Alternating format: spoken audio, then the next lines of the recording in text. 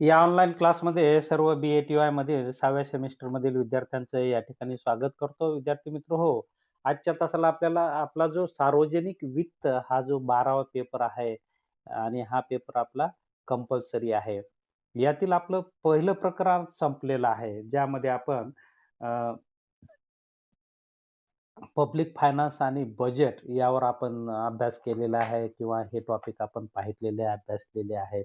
त्यामध्ये आपण public finance कशाला म्हणायचं, त्याचं स्वरूप, व्याप्ती म्हणजे सार्वजनिक वित्त कशाला म्हणायचं आहे, त्याचा अर्थ, त्याचं स्वरूप आणि व्याप्ती आपण या ठिकाणी पाहितलेले. त्याचबरोबर आपण फिस्कल पॉलिसी, वित्तीय धोरण देखील आपण पाहितलेलं आहे, की वित्तीय धोरण कशाला म्हणायचं आहे. त्यानंतर त्याची उद्देश आणि त्याची साधने देखील आपण पाहितलेली आहे. त्याचबरोबर यापूर्वीच्या तासाला आपण बजेटचा या ठिकाणी अर्थ पाहितलेला आहे, की अर्थसंकल्प कशाला म्हणायचा आहे, त्याचे कोणते प्रकार आहेत आणि त्याचं महत्त्व. तर हे या विषयावर आपण चर्चा केलेली आहे, याचा आपण अभ्यास केलेला आहे. तर आज आपल्याला याच टायटलमधील दुसरं प्रकरण सुरू करायचं आहे. प्रकरणाचं टायटल आहे पब्लिक रेव्हेन्यू अँड एक्सपेंडिचर म्हणजे सार्वजनिक उत्पन्न आणि खर्च हा भाग हे आपल्या दुसऱ्या पेपरचं सॉरी दुसऱ्या आपल्या चॅप्टरचं टायटल आहे. सार्वजनिक उत्पन्न आणि खर्च. तर त्यामध्ये उत्पन्नाच्या अनुषंगाने आपल्याला या ठिकाणी पहिला टॉपिक पाहायचा आहे, सोर्सेस ऑफ पब्लिक रेव्हेन्यू म्हणजे गव्हर्नमेंटची म्हणजे सरकारची उत्पन्नाची साधने, सार्वजनिक उत्पन्नाचे स्रोत, सोर्सेस ऑफ गव्हर्नमेंटल रेव्हेन्यू. तर हे आपल्याला या ठिकाणी आजच्या तासाला पाहायचे आहे. तर यापूर्वीच आपण वित्तीय धोरण आपण या ठिकाणी पाहितलेलं आहे, की त्यामध्ये आपण पाहितलेलं आहे, की अ, वित्तीय धोरणाची मुख्य साधने आपण पाहितलेली. त्यामध्ये सर्वात महत्त्वाचं साधन कर आहे, त्यानंतर कर्ज आहे, त्यानंतर अर्थसंकल्प आहे आणि त्यानंतर आपण पाहतो, की खर्च आहे. ही 4 साधने सरकारची मुख्य आपण पाहतो, की त्यामध्ये सगळे उत्पन्नाचे स्रोत आहेत. म्हणजे पहिले 3 जर आपण या ठिकाणी कर, कर्ज आणि अर्थसंकल्प ही 3 मुख्य सरकारच्या उत्पन्नाची साधने असतात किंवा उत्पन्नाचे स्रोत असतात. सार्वजनिक म्हणजे सरकारच्या उत्पन्नाची ही मुख्य स्रोत असतात. मग त्यामध्ये आता आपल्याला एक-एक हे स्रोत डिटेल्समध्ये पाहायचे आहेत. म्हणजे कर कसे असतात, कराचे काय प्रकार, कराचा अर्थ, कराचे प्रकार, कराची तत्वे आणि अ, कर आकारणी केल्यामुळे त्याचे काय परिणाम होतात, हे सुद्धा त्यामध्ये आपल्याला अभ्यासायचं आहे. त्याचबरोबर अ, कर्ज असेल तर कर्जाचे फायदे, तोटे, कर्जाचा अर्थ, अंतर्गत आणि बहिर्गत कर्ज हे आपल्याला त्यामध्ये पाहायचं आहे. त्यानंतर आपण अर्थसंकल्प हा भाग पाहितलेला आहे, की आपल्याला अ, अर्थसंकल्प आपण पाहितलेला आहे. पण त्या अर्थसंकल्पाचा आपल्याला या ठिकाणी तुटीचा अर्थसंकल्प पाहायचा आहे, की तुटीचा अर्थसंकल्प या ठिकाणी अ, त्याचे घटक आणि तूट वाढण्याची कारणे म्हणजे जी काही उत्पन्नाची स्रोत आहेत. मग कर असेल, सार्वजनिक कर्ज असेल, सार्वजनिक खर्च असेल आणि तुटीचा अर्थ भरणा हे 4 मुद्दे या दुसऱ्या प्रकरणामध्ये आपल्याला पाहायचे आहेत. आले का लक्षात? दुसऱ्या प्रकरणामध्ये सरकारचं उत्पन्न आणि खर्चामध्ये आपल्याला कर पाहायचा आहे, सार्वजनिक कर्ज पाहायचं आहे, सार्वजनिक खर्च पाहायचा आहे आणि तुटीचा अर्थ भरणा या ठिकाणी आपल्याला पाहायचा आहे. तर ह्या सगळ्या गोष्टी आपल्याला या चॅप्टरमध्ये पाहायच्या आहेत. डिटेल्समध्ये पाहायचे आहेत, की त्याचे म्हणजे अर्थ, प्रकार, तत्वे आणि त्याचे परिणाम या ठिकाणी आपल्याला अभ्यासायचे आहेत. तर सार्वजनिक उत्पन्नाचा मुख्य आणि पहिला स्रोत जर कोणता असेल तर आपल्याला या ठिकाणी कर म्हणून सांगता येईल. तर थोडक्यात सरकारला सर्व मार्गाने मिळणारे उत्पन्न म्हणजेच सार्वजनिक उत्पन्न होय. सरकारला विविध मार्गाने उत्पन्न मिळते. त्यात कर, कर्ज, जमीन, दंड, नुकसान भरपाई, देणग्या, अनुदाने, स्टॅम्प ड्युटी, नोंदणी फी, परवाना फी, विविध प्रकारचे आकार, लाभांश, खंड, भाडे, तुटीचा अर्थ भरणा इत्यादी मार्गांनी सरकारला उत्पन्न प्राप्त होत असतं. आपण पाहतो की सरकार वेगवेगळ्या माध्यमातून उत्पन्न या ठिकाणी प्राप्त करतं आणि ते लोकांवर खर्च करतं, लोकांच्या कल्याणासाठी खर्च करतं, देशाच्या विकासासाठी खर्च करतं आणि म्हणून सरकारच्या उत्पन्न आणि खर्चाचा अभ्यास करणे हे आपल्याला क्रमप्राप्त ठरते.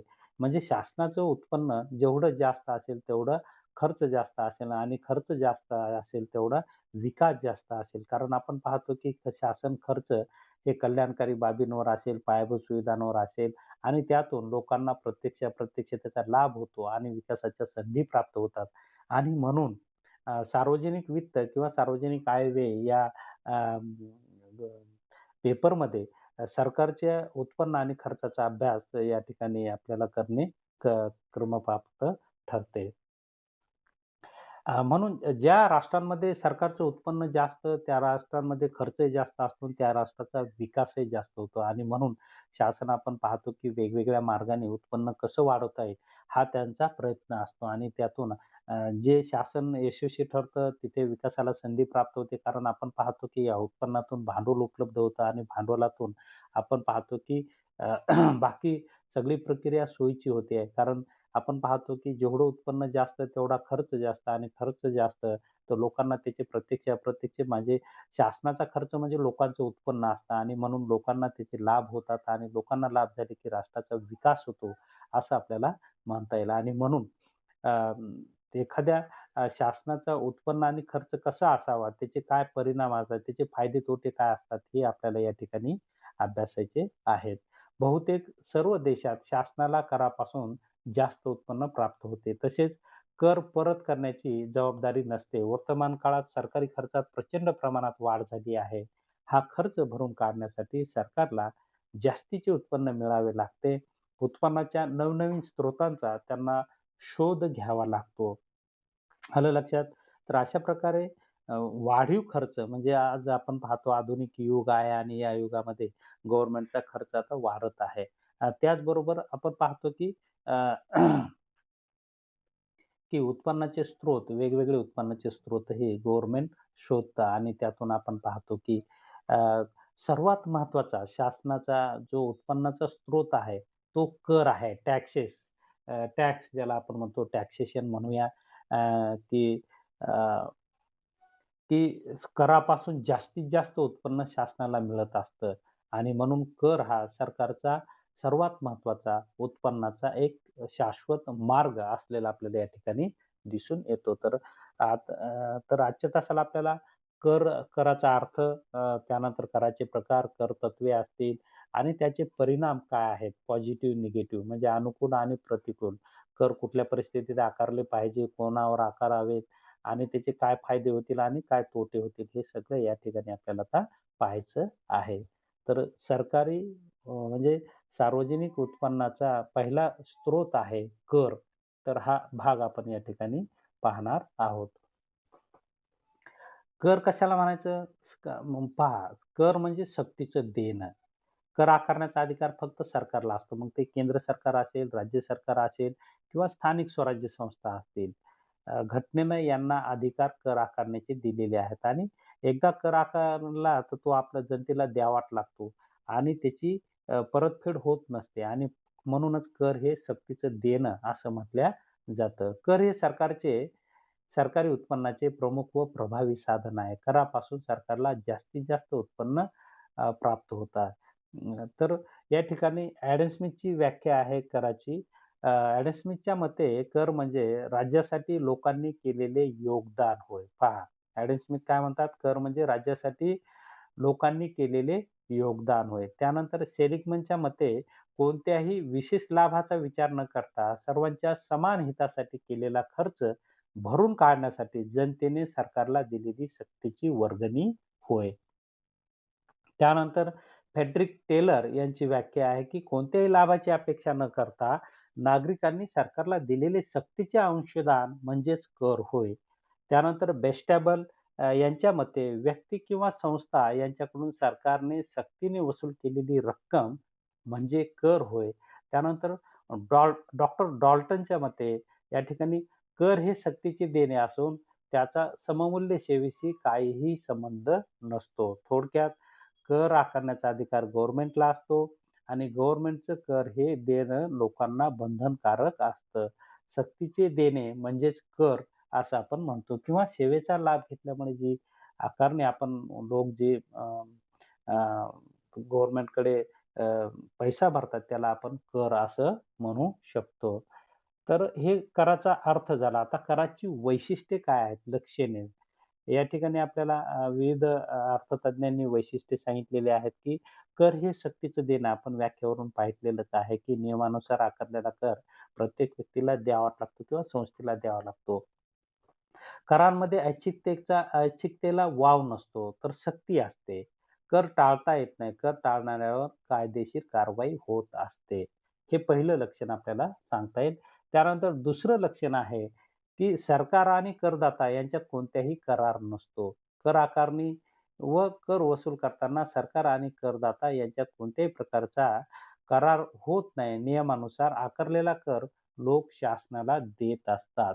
त्यानंतर तिसरं वैशिष्ट्य कराचं सांगता येईल की करदात्याला सार्वजनिक खर्चाचा लाभ होतोच असे नाही. करदाते आणि सार्वजनिक खर्चाचा लाभ यांच्यात कोणताच संबंध नसतो. समजा श्रीमंत लोकांनी कर भरला असेल, तर कराची रक्कम श्रीमंत लोकांसाठीच खर्च होईल असे नाही, तर सरकार गरीब लोकांसाठी ती रक्कम वापरते. त्यामुळे कर भरणाऱ्या लोकांना सार्वजनिक खर्चाचा लाभ मिळेलच असे नाही.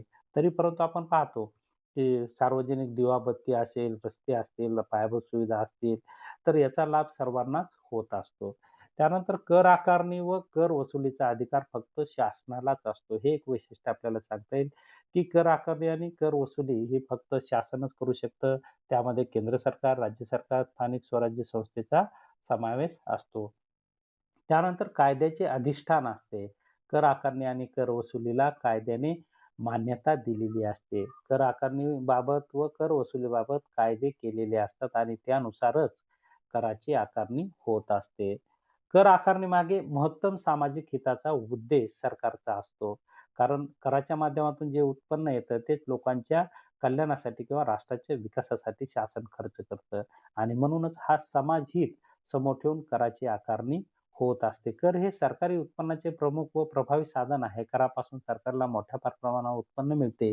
मात्र असे असले तरी कर आकारणीमागे उत्पन्न मिळवणे हा एकमेव उद्देश नसतो, तर त्याचबरोबर करापासून मिळणाऱ्या उत्पन्नातून सामाजिक हित साध्य करणे हाही एक उद्देश असतो. त्यानंतर काही करांचे संक्रमण होते. संक्रमण म्हणजे दुसऱ्यावर कर ढकलता येतात.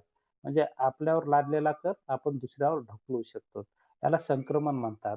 एक कर म्हणजे एकावर कर लादला जातो आणि भरणा दुसरा करतो. त्याला कर संक्रमण असं म्हणायचं आहे. संक्रमण याचा अर्थ एकाकडून कर दुसऱ्याकडे ढकलणे. जरी कर देणे हे सक्तीचे असले तरी काही करांच्या बाबतीत ते दुसऱ्याकडे ढकलता येतात. त्याला आपण अप्रत्यक्ष कर म्हणूया. प्रत्यक्ष कराच्या बाबतीत संक्रमण शक्य नसते. प्रत्यक्ष कर म्हणजे इन्कम टॅक्स. इन्कम टॅक्स कसा असतो? ज्या व्यक्तीवर लावला जातो त्याच व्यक्तीला तो भरावा लागतो. म्हणून इन्कम टॅक्स किंवा प्रत्यक्ष करामध्ये कर संक्रमण होत नाही. तर अप्रत्यक्ष करामध्ये कराचं संक्रमण होतं. पुढच्या अप्रत्यक्ष कर दुसऱ्या एका व्यक्तीवर लादला जातो आणि भरणा दुसरा व्यक्ती करते. त्याला अप्रत्यक्ष कर आपण असं म्हणू शकतो, की अप्रत्यक्ष कराचे संक्रमण होते. अप्रत्यक्ष कर ज्यांच्यावर आकारले जातात, तो सुरुवातीला कर देतो, पण तो कर दुसऱ्यांवर ढकलतो. जसं की आपण व्यापारी पाहतो. व्यापाऱ्यांवर कर आकारला जातात, परंतु व्यापारी काय करतात, त्या कराचा समावेश किमतीत समाविष्ट करून ग्राहकाकडून ते वसूल करतात. म्हणजे अशा प्रकारे ग्राहकांवर कर ढकलला जातो, असं आपल्याला म्हणता येईल. तर ही काही महत्त्वाची वैशिष्ट्ये कराची आकारलेली आपल्याला या ठिकाणी दिसून येतात. त्यानंतर कराचे उद्देश या ठिकाणी दिलेले आहेत, की मुख्य उद्देश सरकारचं उत्पन्न मिळवणे हा आहे, आर्थिक विषमता कमी करणे आहे. त्यानंतर व्यापार चक्राचे निर्मूलन करणे, साधनसामग्रीचा पर्याप्त व योग्य वापर करणे, अ, त्यानंतर निर्यात वाढ करणे, त्यानंतर रोजगारात वाढ करणे, बचत व गुंतवणुकीत वाढ करणे. अशा प्रकारे मुख्य उद्देश कराचे असलेले आपल्याला दिसून येतात. आता या ठिकाणी आपल्याला कर तत्त्वे पाहायची आहेत किंवा कर कसोट्या ज्याला आपण म्हणूया त्या या ठिकाणी पाहायच्या आहेत. त्यामध्ये अ, म्हणजे कर तत्त्वे म्हणजे कर कशी आकारता येत नाहीत त्याला काही तत्त्वे आहेत आणि ती तत्त्वे पाळूनच या ठिकाणी कराची आकारणी सरकार करत असतं. कर आकारणीचे उत्पादन विभाजन, रोजगार एकंदरीत संपूर्ण अर्थव्यवस्थेवर दूरगामी परिणाम होत असतात. म्हणून कराची आकारणी कोणत्या तत्वानुसार केली जाते हा प्रश्न महत्त्वाचा असतो. कर आकारणीद्वारे जास्तीत जास्त लोकांचे हित जास्तीत जास्त कर आकारणीद्वारे जास्तीत जास्त लोकांचे जास्तीत जास्त आपण पाहतो की लोकांचं हित या ठिकाणी मोठ्या प्रमाणात होत असतं. कर कसोट्या आपल्या सिलेबसमध्ये नाहीत त्यामध्ये थोडक्यात आपण पाहूया की कराची आकारणी करत असताना लोकांचा विचार केला जातो, लोकांच्या करदेय क्षमतेचा विचार केला जातो, लोकांच्या सोयीनुसार करांची आकारणी केल्या जाते, सेवेनुसार कराची आकारणी केल्या जाते. कर हे लवचिक असतात, पाहिजे तेव्हा त्यामध्ये बदल करता येतो. त्यानंतर कराचा भरणा हा लोकांच्या सोयीनुसार असतो. तर कराचे दर अतिरेकी असू नयेत, लोकांना आनंद देणारे कर असावेत. अशा प्रकारे हे काही कराचे तत्त्वे आपल्याला या ठिकाणी पाहावयास मिळतात आणि ही सगळी तत्त्वे, उद्देश समोर ठेवून शासन मग केंद्र सरकार असेल, राज्य सरकार असेल, स्थानिक स्वराज्य संस्था असतील, या कराची आकारणी करत असतात आणि म्हणून या सरकारने कर आकारण्याचा अधिकार केवळ सरकारला असतो आणि सरकारने आकारलेला कर जनतेला देणं बंधनकारक असतं, सक्तीचं असतं. आलं लक्षात? तर एवढा भाग हा कराच्या अनुषंगाने आपल्याला या ठिकाणी सांगता येईल. अ,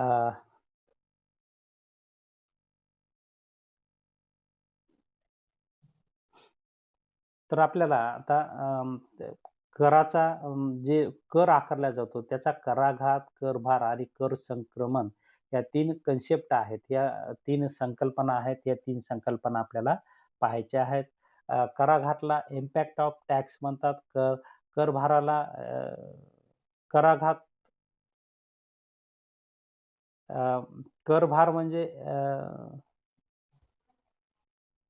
कराघात म्हणजे इम्पॅक्ट ऑफ टॅक्स म्हणतात. करभार म्हणजे इन्सिडन्स आहे आणि कर संक्रमण म्हणजे टॅक्स शिफ्टिंग असं आपल्याला या ठिकाणी म्हणता येईल. तर कराच्या अनुषंगाने ह्या 3 संकल्पना खूप महत्त्वाच्या आहेत. कराघात, करभार आणि संक्रमण.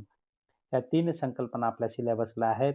कर म्हणजे काय आणि कराघात आणि कराच्या संकल्पना हा आपल्याला या ठिकाणी भाग पाहायचा आहे. कराचा अर्थ आपण पाहितला कर म्हणजे सक्तीचं देणं. आता कर संकल्पना आपल्याला पाहायच्या आहेत. त्यामध्ये पहिली संकल्पना आहे कराघात, दुसरी संकल्पना आहे करभार आणि तिसरी संकल्पना आहे कर संक्रमण. आता ह्या तिन्ही संकल्पना आपल्याला या ठिकाणी पाहायच्या आहेत. कराघात, करभार आणि कर संक्रमण या तिन्ही संकल्पनांची कर आकारणीशी तिन्ही संकल्पना संबंधित आहेत. कर आकारणी व वसुली यात एक विशिष्ट प्रक्रिया असते. या प्रक्रियेत कराघात, करभार, कर संक्रमण या प्रक्रिया अंतर्भूत असतात. ज्या व्यक्तीवर कर आकारला जातो, त्याच व्यक्तीकडून कर वसूल केला जात नाही. कर आकारला जाणारी व्यक्ती वेगळी असते आणि कर देणारी व्यक्ती वेगळी असते. या बाबींशी कराघात, करभार आणि कर संक्रमण या संकल्पना संबंधित आहेत.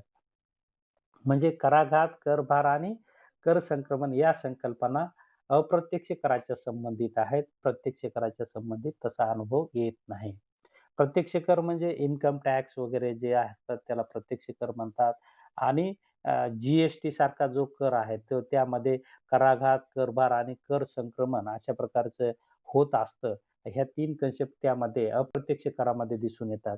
म्हणून अप्रत्यक्ष कराचा अभ्यास या ठिकाणी आता आपल्याला करायचा आहे, की ज्यामध्ये कराघात कसा होतो, करभार कसा आकारला जातो आणि कर संक्रमण कसं होतं हे आपल्याला पाहायचं आहे, की एखाद्या कराची आकारणी केल्याच्या नंतर ती कराघात म्हणून कोणावर होते आणि तिचा भार कोणावर पडतो आणि कर संक्रमण त्यामध्ये कसं होतं, हे आपल्याला या संकल्पनेच्या बाबतीत पाहायचं आहे आणि विशेषतः अप्रत्यक्ष कराच्या संबंधित ही संकल्पना असलेली आपल्याला दिसून येते. पहा पहिली म्हणजे कराच्या संकल्पनेमध्ये पहिली संकल्पना आहे कराघात. ज्याला आपण इम्पॅक्ट ऑफ टॅक्स असं म्हटलेलं आहे. अ, कराचा आघात ज्या व्यक्तीवर सुरुवातीला पडतो, त्यास कराघात म्हणतात. पहा, सुरुवातीला ज्याच्यावर कर आकारणी होते त्याला कराघात म्हणतात. जसं की व्यापारी फॅक्टरीमधून माल घेत असताना जो व्यापाऱ्यावर या ठिकाणी कराची आकारणी होते त्याला कराघात म्हणजे पहिल्यांदा कराची आकारणी ज्या व्यक्तीवर होते किंवा संस्थेवर होते त्याला कराघात असं म्हटलं जातं. ज्या व्यक्तीवर सुरुवातीला कराघात पडतो ती व्यक्ती कायदेशीररित्या कर भरण्यास जबाबदार असते. त्या व्यक्तीवर करा कराघात होत असतो. उदाहरणार्थ शासन उत्पादकांवर किंवा कारखानदारांवर सुरुवातीला कर आकारते, तेव्हा उत्पादकांना किंवा कारखानदारांना सरकारने त्यांच्यावर जेवढ्या रकमेची कर आकारणी केलेली असेल, तेवढा कर भरावा लागतो. म्हणजे त्यांच्यावर कराघात पडत असतो. म्हणजे कराघात कशाला म्हणायचं, की पहिल्यांदा जो कर भरतो त्याला कराघात असं म्हणायचं. मग त्यामध्ये उद्योजक येतील, कारखानदार येतात. आता दुसरी संकल्पना आहे, कर संक्रमण, शिफ्टिंग ऑफ टॅक्सेस ज्याला आपण म्हणूया, की संक्रमण म्हणजे एकाकडून दुसऱ्याकडे. पहा, कराघात ही पहिली स्टेप आहे, तर कर संक्रमण ही दुसरी स्टेप आहे. जसे की कराघातामध्ये उद्योजकांवर किंवा कारखानदारावर शासन कराची आकारणी पहिल्यांदा करतं. परंतु उद्योजक त्या ठिकाणी कर भरतात, परंतु कराची वसुली करण्यासाठी याचं काय करतात, मग व्यापाऱ्यांवर ती वसुली करतात किंवा किमतीमध्ये त्याचा समाविष्ट करतात. आणि व्यापाऱ्यांकडे त्याचं संक्रमण होतं आणि व्यापाऱ्याकडून ग्राहकांकडे त्याचं संक्रमण होतं आणि अंतिम किमतीमधून ग्राहकाकडून ते कर वसूल केले जातात. म्हणजे कराची आकारणी एकावर होते, अ, ते संक्रमण होऊन त्याची वसुली दुसऱ्याकडून होते. यालाच आपल्याला काय म्हणायचं आहे, कराघात, कर संक्रमण आणि करभार असं आपण म्हणतो. शेवटी करभार कोणावर पडतो? ग्राहकांवरच पडतो. कारण कारखानदार जरी सुरुवातीला कर भरत असला तरी त्याचं संक्रमण करून ग्राहकाकडून ते वस्तूच्या किमतीत त्याचं ॲडिशन करून तो वसूल करत असतो असं आपल्याला म्हणता येईल. त्याला कर संक्रमण असं म्हणायचं आहे, की कर दुसऱ्याकडे ढकलण्याच्या प्रक्रियेस कर संक्रमण म्हणतात. ज्या व्यक्तीवर कर आकारला जातो ती व्यक्ती शासनाला सुरुवातीला कर देते. त्याला आपण कराभार म्हटलेला आहे. पण कराचा भार ती सहन करतेच असं नाही, तर ती व्यक्ती कराचा भार पुढे ढकलते किंवा मागे ढकलते. याला कर संक्रमण असं म्हणायचं आहे. म्हणजे दुसऱ्यावर कर ढकलण्याला कर संक्रमण असं म्हणायचंय. आता करभार कशाला म्हणायचं आहे, की सार्वजनिक सत्तांनी लावलेल्या कराचे ओझे अंतिमतः कुणावर पडते हे सांगणे म्हणजे करभार होय. पहा अंतिमतः सार्वजनिक सत्तांनी म्हणजे शासनाने लावलेले कराचे ओझे किंवा लावलेला कर अंतिम कोण भरतं, ते जो भरतो त्याला करभार असं म्हणतात. त्याला सार्वजनिक सत्तांनी लावलेल्या कराचे ओझे अंतिमतः कुणावर पडते ते सांगणे म्हणजे करभार. कराचा भार शेवटी ज्या व्यक्तीला सहन करावा लागतो त्यास करभार असे म्हणतात. कर संक्रमणाची प्रक्रिया जेथे संपते तेथे करभार पडतो. कराचा भार सहन करणारी व्यक्ती अंतिम उपभोक्ता असते, ज्याला आपण ग्राहक असं म्हणतो. ती कुणाकडेही कर ढकलू शकत नाही, तर स्वतः कराचा भार सहन करते. पहा, कराघातामध्ये पहिल्यांदा ज्या व्यक्तीवर कर आकारला जातो त्याला कराघात म्हणतात. ज्यामध्ये उद्योजक, कारखानदार येतात. हे कारखानदार काय करतात? दुसऱ्या टप्प्यात कर संक्रमण. हे संक्रमण करीत असतात, की त्यांनी भरलेला टॅक्स हे वस्तूच्या किमतीमध्ये लावून ते काय करतात ग्राहकांकडे त्याचं संक्रमण करतात आणि करभार अंतिमतः ग्राहकांना ते टॅक्स भरावा लागतो. म्हणून प्रत्यक्ष जो टॅक्स भरतो आणि जिथे संक्रमणाची प्रक्रिया थांबते, ती ग्राहकांवर येत थांबते आणि उपभोक्त्याला ती वस्तू खरेदी केली की तो टॅक्स भरावा लागतो.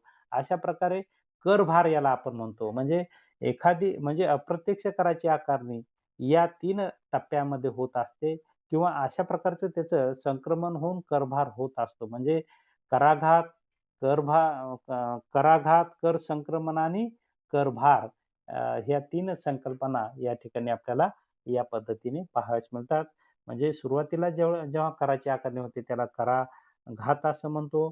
त्यानंतर कर संक्रमण म्हणजे अ, हा दुसरा टप्पा आहे, की सुरुवातीला आकारलेला कर अ, तो वसूल करण्यासाठी दुसऱ्याकडे त्याचं शिफ्टिंग करणे, ट्रान्सफर करणे किंवा दुसऱ्यांवर ढकलणे आणि करभार म्हणजे ढकललेला कर ज्याच्याकडून वसूल केला जातो, तो प्रत्यक्ष उपभोक्ता असतो.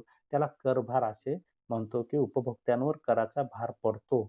अ, त्याला तो सहन करावा लागतो. अशा प्रकारे ह्या 3 संकल्पना असलेल्या आपल्याला दिसून येतात.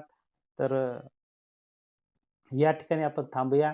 उद्याच्या तासाला करभारावर पडणारे परिणाम अ, क करभारावर परिणाम करणारे घटक या ठिकाणी आपल्याला पाहायचे आहेत, की करभार जसं आपण सुरुवातीला म्हटलेलं आहे, की उद्योजकांवर किंवा कारखानदारावर कराचा भार होतो, पण त्यांच्याकडून कर संक्रमण होतं आणि ते शेवटी अ, करा यांच्यावर कराघात होतो, त्यांच्याकडून कर संक्रमण होतं आणि नंतर ग्राहकांवर कराचा भार पडतो आणि कराभार हा ग्राहकांना, अंतिम उपभोक्त्यांवर होतो.